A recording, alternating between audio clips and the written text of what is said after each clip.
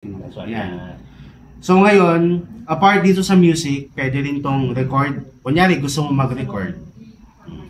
Mag-record ka ngayon.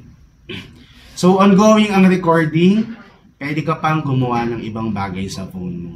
So hindi siya masa-stop kasi pag kinilik mo yan, makikita mo, tumatakbo ang oras. Naiiwan na ako ng panahon.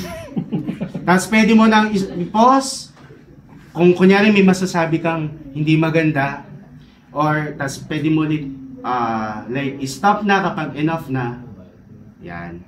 And also meron pang isa, itong clock. Kunyari nag-exercise ka, mag-gym ka, let's say, or parang kunyari nasa gym ka, syempre hindi mo hawak yung phone mo, magta-timer ka ngayon. Magse-set ka ng timer. O kunyari magse-set ka ng timer na 1 hour. Sabihin natin 1 hour. So, 1 hour. So, syempre, para ma-remind ka na, kunyari, by this time, kakain ka na dapat. Tapos, nagsuscroll ka. O, kunyari, gusto mo mag-scroll sa social media apps, ganyan. Dapat, mag-a-alarm yung phone mo, kahit nagsuscroll ka, ma-remind ka na kakain ka na. So, yun ang... Yun!